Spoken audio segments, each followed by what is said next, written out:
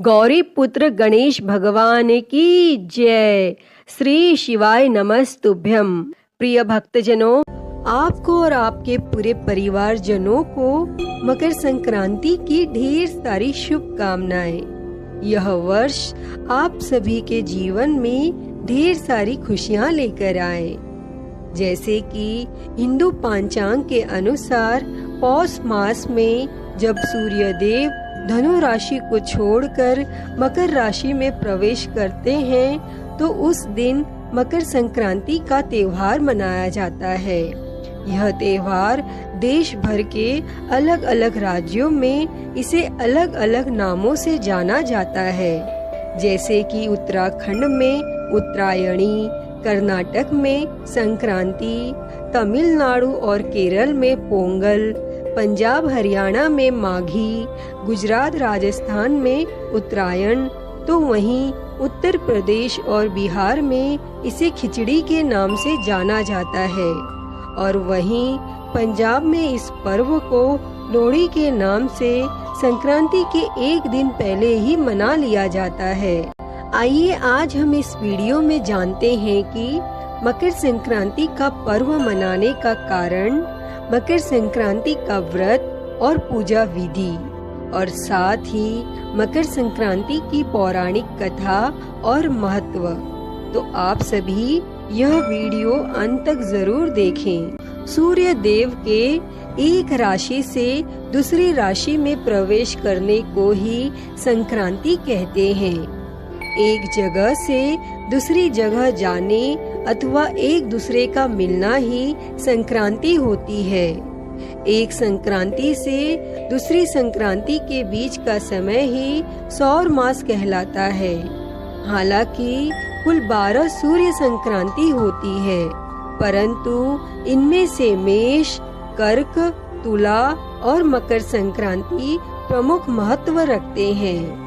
जैसे कि शास्त्रों के अनुसार मकर संक्रांति के दिन भगवान सूर्य देव अपने पुत्र शनि देव से मिलने उनके घर जाते हैं। अर्थात कि सूर्य देव जब बृहस्पति देव की राशि धनु से शनि देव की राशि मकर में प्रवेश करते हैं तो मकर संक्रांति का पर्व मनाया जाता है। इसीलिए इस पर्व को मकर संक्रांति के नाम से जाना जाता है। सूर्य देव के धनु राशि से मकर राशि पर जाने का महत्व इसीलिए बढ़ जाता है क्योंकि इस वक्त सूर्य देव दक्षिणायन से उत्तरायण हो जाते हैं और उत्तरायण देवताओं का दिन माना जाता है। दोस्तों, हिंदू मान्यताओं के अनुसार 14 दिसंबर से 14 जनवरी तक का समय खरमास कहलाता है और खरमास में किसी भी अच्छे काम को नहीं किया जाता। और 14 जनवरी यानी मकर संक्रांति से पृथ्वी पर अच्छे दिनों की शुरुआत होती है। इस दिन इलाहाबाद में गंगा, यमुना, सरस्वती के संगम पर माघ मेला लगता है और यहाँ स्नान करने का बड़ा महत्व है। माघ मेले का पहला स्नान मकर संक्रांति से शुरू होकर शिवरात्रि के आखिरी स्नान तक चलता है। दोस्तों, आइए अब जानते हैं मकर संक्रांति व्रत और उसकी पूजा विधि। मकर संक्रांति के दिन भगवान सूर्य देव की पूजा की जाती है और उन्हें जल चढ़ाया जाता है तथा कई जगहों पर लोग सूर्य देव के लिए व्रत भी रखते हैं और अपनी श्रद्धानुसार दान करते हैं। जैसे कि दोस्तों, मकर संक्रांति के दिन सुबह सूर्योदय से पहले उठकर नहाने के पानी में तिल मिलाकर नहाए। इसके बाद लाल कपड़े पहने और दाहिने हाथ में जल लेकर पूरे दिन बिना नमक खाए व्रत करने का संकल्प लें और सुबह के समय सूर्य देव को तांबे के लोटे से शुद्ध जल चढ़ाएं और इस जल में लाल फूल, लाल चंदन, तिल और थोड़ा सा गुड़ मिलाएं और सूर्य देव को जल चढ़ाते हुए तांबे के बर्तन में जल गिराएं और तांबे के बर्तन में इकट्ठा किया गया जल मदार के पौधे में डाल दे और जल चढ़ाते हुए यह मंत्र बोले, ओम घृणी सूर्य आदित्याय नमः। दोस्तों, इन मंत्रों से सूर्य देव की स्तुति करें और सूर्य देवता को नमस्कार करें। ओम सूर्याय नमः, ओम आदित्याय नमः, ओम सप्तार्चिषे नमः, ओम सवित्रे नमः, ओम मार्तंडाय नमः, ओम विष्णुवे नमः, ओम भास्कराय नमः, ओम भानवे नमः, ओम मरीचये नमः। इस दिन श्री नारायण कवच, आदित्य हृदय स्तोत्र और विष्णु सहस्त्र नाम का पाठ करना बड़ा ही उत्तम माना गया है। और भगवान सूर्य देव की पूजा करने के बाद तिल, उड़द दाल, चावल, गुड़, सब्जी, कुछ धन, अगर संभव हो तो वस्त्र किसी ब्राह्मण को दान करें। इस दिन भगवान को तिल और खिचड़ी का भोग लगाना चाहिए और ब्राह्मण को भोजन करवाना चाहिए। दोस्तों, आइए अब सुनते हैं मकर संक्रांति की पौराणिक कथाएं। श्रीमद् भागवत और देवी पुराण के अनुसार शनि महाराज का अपने पिता सूर्य देव से बैर भाव था, क्योंकि शनि देव ने अपने पिता सूर्य देव को अपने और सूर्य देव की दूसरी पत्नी संज्ञा के पुत्र यमराज में भेदभाव करते देख लिया था और इस बात से वे नाराज हो गए तथा सूर्य देव ने पुत्र शनि को अपने से अलग कर दिया था। इससे शनि और उनकी माता छाया ने सूर्य देव को कुष्ठ रोग का श्राप दे दिया था और पिता सूर्य देव को कुष्ठ रोग से पीड़ित देखकर यमराज काफी दुखी हुए और यमराज ने सूर्य देव को कुष्ठ रोग से मुक्त करवाने के लिए तपस्या की। लेकिन सूर्य देव ने क्रोधित होकर शनि महाराज के घर कुंभ, जिसे शनि की राशि कहा जाता है, उसे जला दिया। इससे शनि और उनकी माता छाया को कष्ट भोगना पड़ रहा था और यमराज ने अपनी सौतेली माता छाया और भाई शनि को कष्ट में देखकर उनके कल्याण के लिए अपने पिता सूर्य देव को काफी समझाया। तब जाकर सूर्य देव शनि के घर कुंभ में पहुँचे, लेकिन कुंभ राशि में सब कुछ जला हुआ था और उस समय शनि देव के पास तिल के अलावा कुछ नहीं था। इसीलिए उन्होंने काले तिल से सूर्य देव की पूजा की और तब शनि की पूजा से प्रसन्न होकर सूर्य देव ने शनि महाराज को आशीर्वाद दिया कि शनि महाराज का दूसरा घर मकर राशि मेरे आने पर धन धान्य से भर जाएगा। दोस्तों, तिल के कारण ही शनि देव को उनका वैभव फिर से प्राप्त हुआ था। इसीलिए शनि देव को काला तिल प्रिय है और इसी समय से मकर संक्रांति पर तिल से सूर्य देव और शनि देव की पूजा का नियम शुरू हुआ। दोस्तों, पौराणिक कथाओं के अनुसार मकर संक्रांति की दूसरी कथा इस प्रकार है।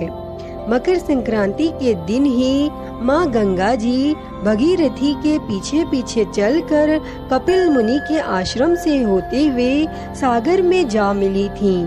इसीलिए आज के दिन गंगा स्नान का विशेष महत्व है। मकर संक्रांति को मौसम में बदलाव का सूचक भी माना जाता है और इस दिन से वातावरण में कुछ गर्मी आने लगती है और फिर बसंत ऋतु के बाद ग्रीष्म ऋतु का आगमन होता है।